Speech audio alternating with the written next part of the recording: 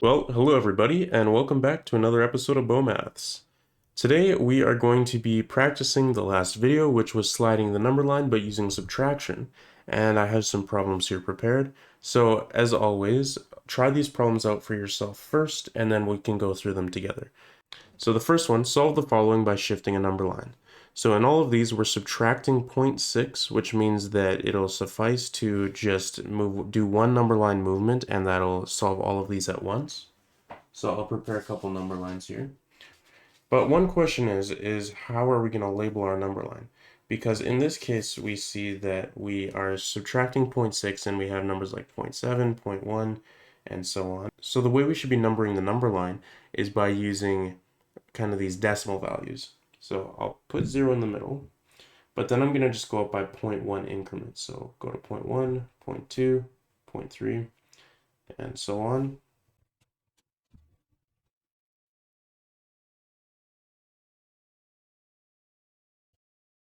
And before we get going here, I just want to make a little comment. A lot of people write 0.1 like that, where they just write the decimal and the 1, but they don't put a 0 there. And that's fine. However, I would recommend always putting the 0 there because if you don't have it, sometimes it's hard to tell if there's actually a decimal there or not. I've graded some students' works where they didn't really make the decimal very clear and they didn't put a 0 in front of it, and that made it difficult for me to tell if they were working with 1 or 0.1. So stuff like that. So I would always recommend putting a 0 if I were you. All right, so it wants us to shift the number line, and all of these are done by doing minus 0.6. So we're going to subtract 0.6 from the number line. And that means we're going to be shifting it over by 0.6, and we're going to be shifting it to the left because it's subtraction. All right, well, each one of these units is worth 0.1, so that means we're going to be shifting it 6 times, right? We have 0.1, 0.2, 0.3, 0.4, 0.5, 0.6 units have been shifted. All right, perfect. So now everything should be lined up. So now let's do the problems. So A was 1 minus 0.6. All right, so let's locate 1. Well, 1 is right here, and that lines up with 0.4, so that means 1 minus 0.6 has to be 0.4. All right, next up, we have 0.7 minus 0.6. So let's locate 0.7, that's right here, and that lines up with 0.1. So that means 0.7 minus 0.6 has to be 0.1.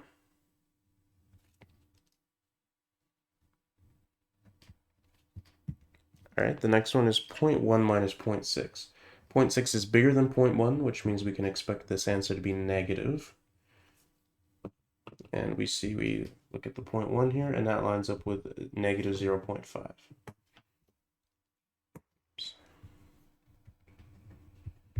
And then lastly, we have negative 0.1 minus 0.6.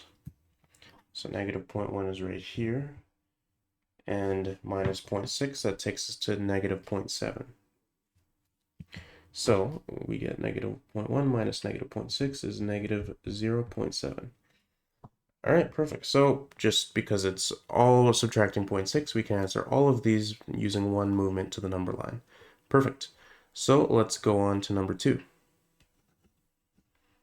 Express the following changes to the number line as the addition or subtraction of a single number to the number line. All right, so it's kind of described in these what we're doing to the number line, and it wants us to basically say what number we're going to be adding or subtracting by in order to accomplish this. All right, so for part A, it says shifting the number line to the right by 4. So we shift it over by 4. And what does that accomplish? Well, that accomplishes that we've added it by 4.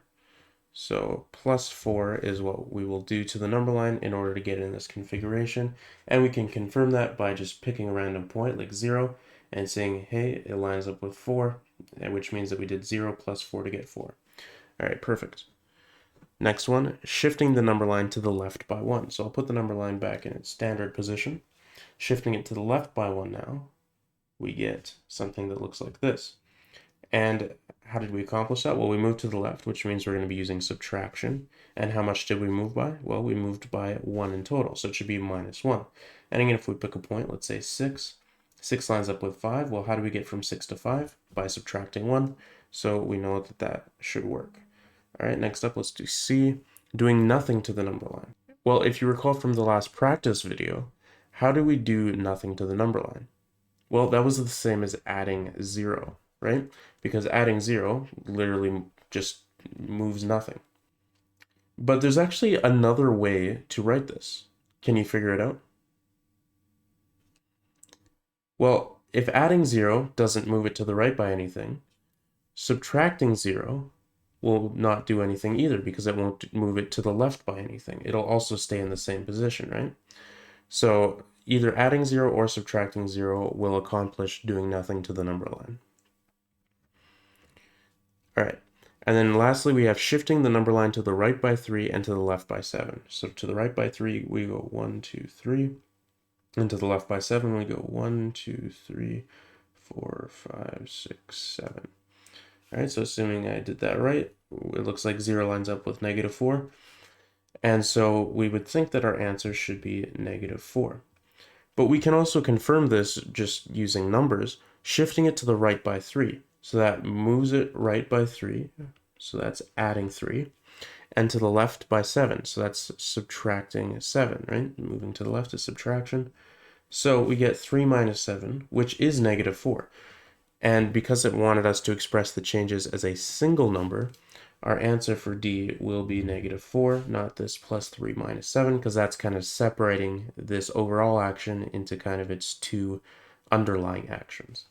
So this number 3 is pretty similar to the last practice set's number 3. It's a word problem, and it kind of involves an application of number lines. So we have David is playing Mario with his brother Lester, who's playing as Luigi. The 12 pixel long screen is centered on Mario since he's player 1. Now you might think that's not a lot of pixels, but I'm using like the original NES size for a screen. So the 12 pixel long screen is centered on Mario since he's player 1. Right, player 1, the screen always follows player 1, and player 2 just kind of stays within the screen. But Mario got hit by a hammer bro, so the screen moved to be centered on Luigi. So Mario dies, which means Luigi is now the center of the screen because he's the only one left, and he was 5 pixels behind Mario. So basically the screen moved from being on Mario to being on Luigi, who was 5 pixels behind. So let's visualize the transfer of the center of the screen using a number line.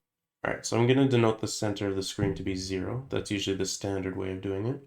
Alright, so I've placed Mario here at the center of the screen.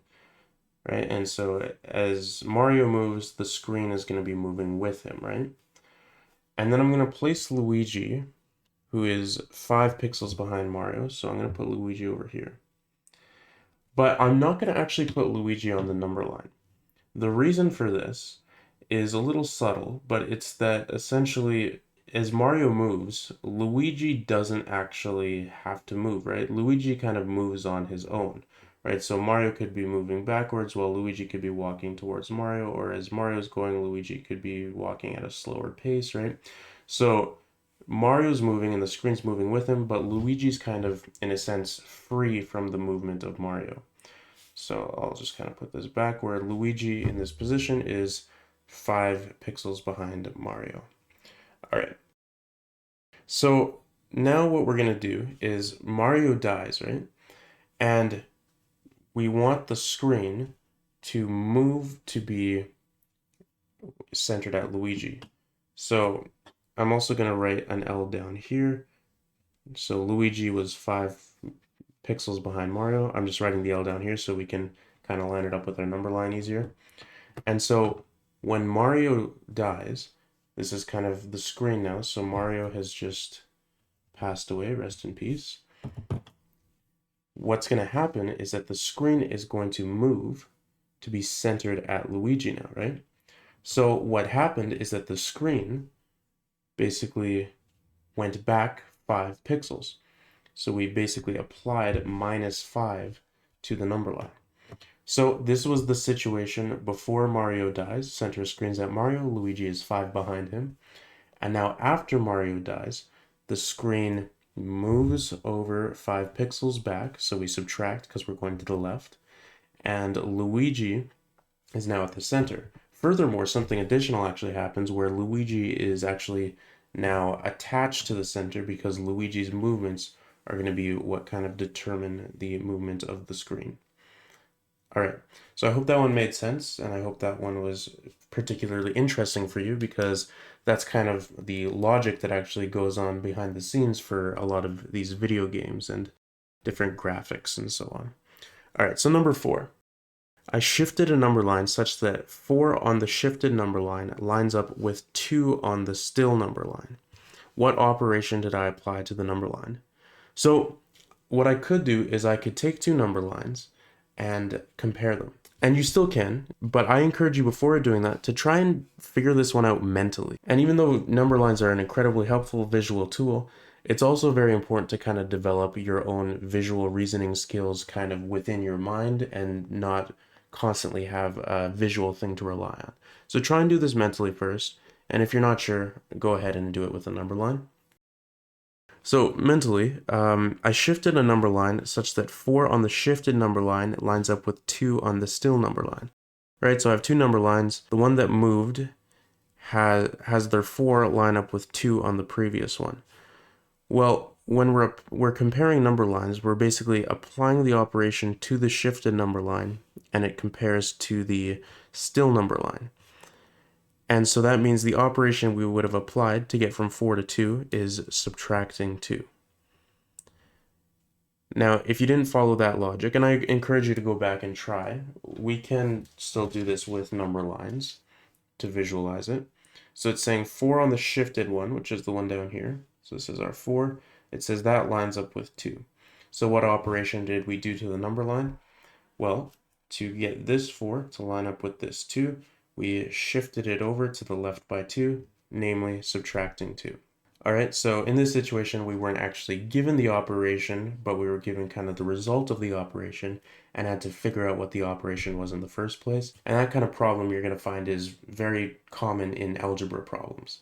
Well, that about does it for today. I hope you enjoyed it. Have a good one, stay groovy, and I'll see you in the next video.